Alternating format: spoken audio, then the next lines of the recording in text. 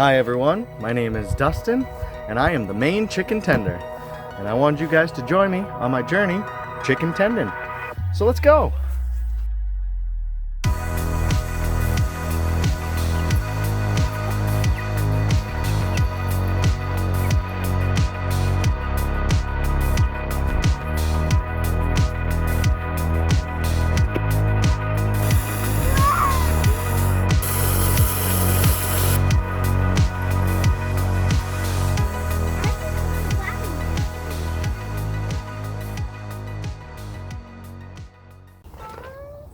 What you doing?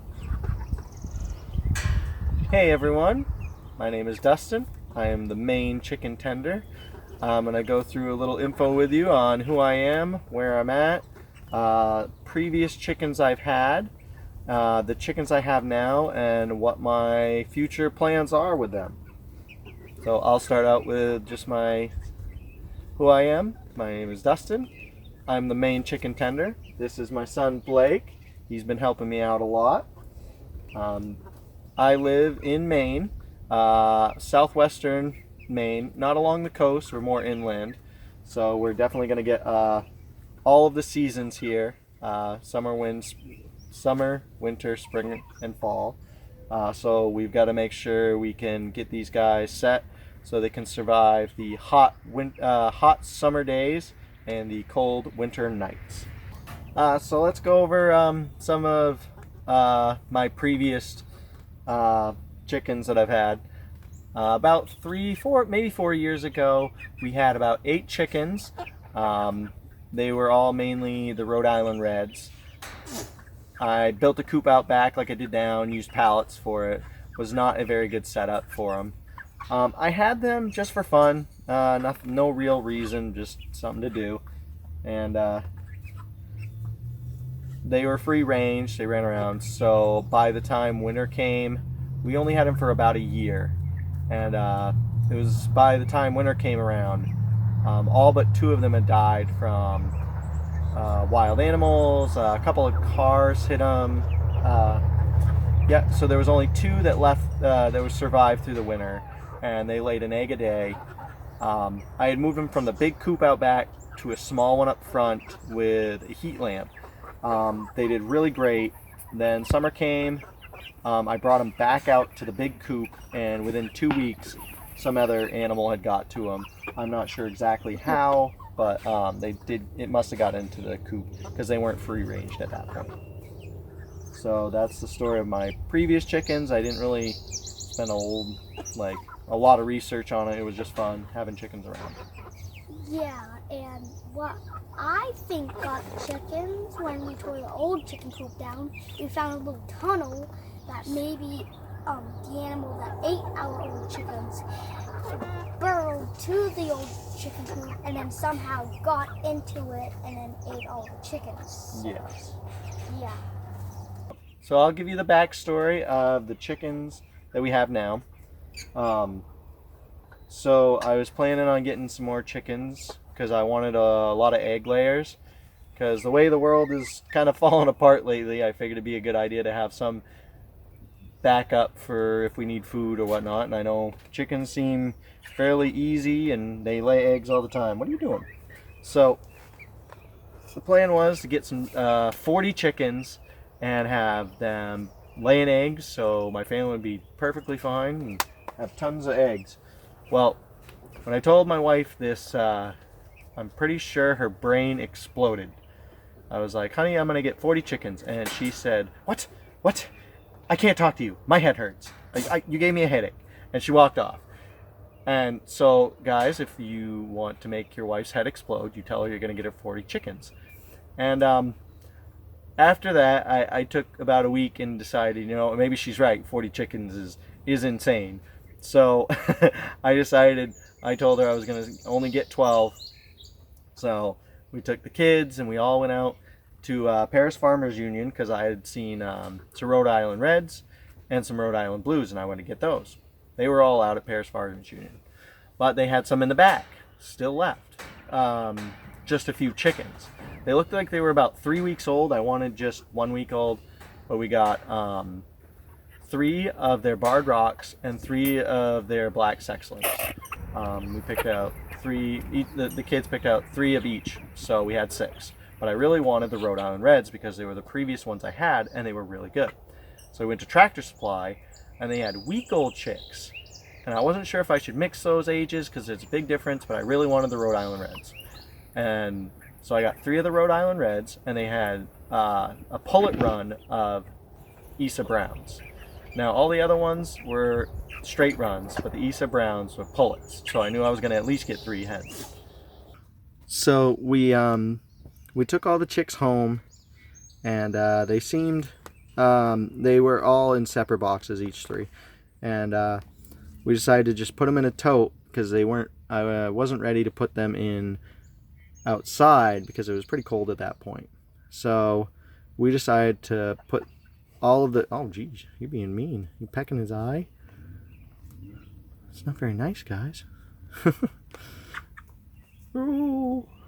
So we put the smaller ones in first, the week-olds, and then we decided to put one at a time the 3-week-olds in, which were the barred rocks, and the sexlings were the ones that were the older ones to put in with the Rhode Island Reds and the Isa Browns. And so we held each one for a little bit, and then we put them in one at a time to kind of mingle with them, and they seemed fine. We really didn't have much of a problem except for one, which is probably that same guy. And there was one little chick that kept getting its tail pecked, almost completely gone, and it was bleeding. Yeah. But we turned, we left the, what was it?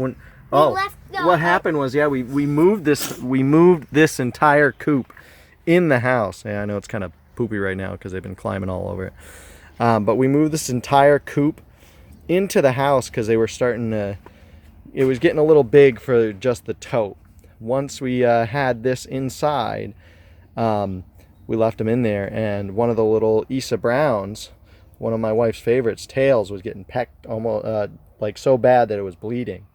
And so what we did was we left the light off for I think it was 2 days, and they really couldn't see in there. And because they couldn't see, they didn't really see the tail to peck at. So after a couple of days, it healed up and it was fine. They stopped pecking at it. Now at this point, I decided to get their coop outside and move it outside and move them outside. And that worked out for a little while until we could get the entire coop built, or the entire fencing built to store this coop in, which is what we're doing right now. So then what we did was we built the fencing outside, and then we put the coop in here just as temporary until we built this. So they were living in just this fence with the small coop. I knew that coop was too small for the 12 of them, so I did have a plan to build this. I had torn the old coop down, which is all this stuff back here. So we tore all that down. My idea was to put their coop here, but the way the ground moves, it's all over. So we just left it right here with the fencing. I think I'll build the run further out, but for now, they'll have to just use this until the coop is done.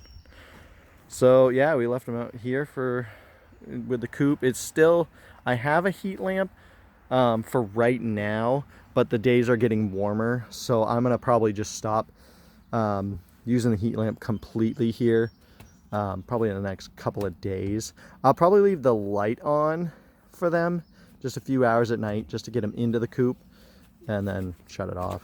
I might get a timer too.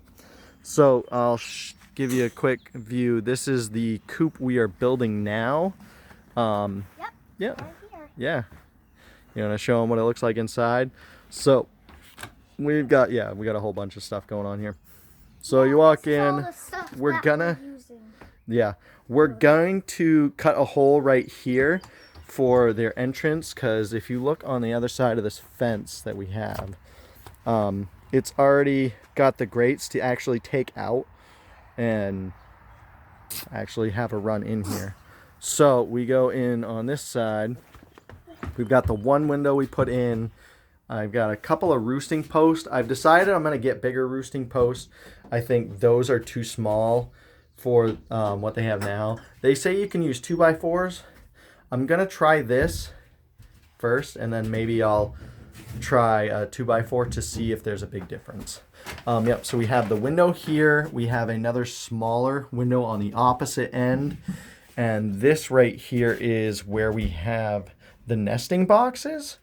Yeah, Blake's showing you right there. You can lift it up, and then it has like a little latch. You got it, Blake? I think so. Yep. Put it right in there, yep, so it doesn't fall down. You get it latched up. And what we have is we have 4 right now. Ooh, look at my battery's getting low. Weird. We got 4 right now, and we have like one other smaller hole. I'm not quite sure what I want to do with that yet. We also, I know it's kind of sealed up right now, but the plan is to put some vents on this top corner. We grabbed a Heat vent. basically a heat vent, and that should sit in there like perfectly. Yeah. And we can open it and close it right from there. That should work great. And then I think we might find another small heat vent for the corner on this side. So for right now, this is what we're doing. Hopefully this will work out. Yeah, we're gonna probably screw down those holes, screw down the roosting posts. So you should be good. And that's our coop so far. I'm gonna make some changes as we go along. I think this will be a good start to our coop. We will see. I just want to thank everybody for checking out this video. I appreciate you coming along for my journey as we tend chickens together. And I'll keep you posted on everything that's going on. I want to give a shout out to my dad, Barry. He's been so helpful getting that coop all ready, helping me with the fence, and my father-in-law and my buddy Isaiah for helping out too. And a big shout out to my son Blake for taking care of these chickens probably a little bit better and more than I do. So thanks for joining me, everybody, and I'll see you on the next one. Take care.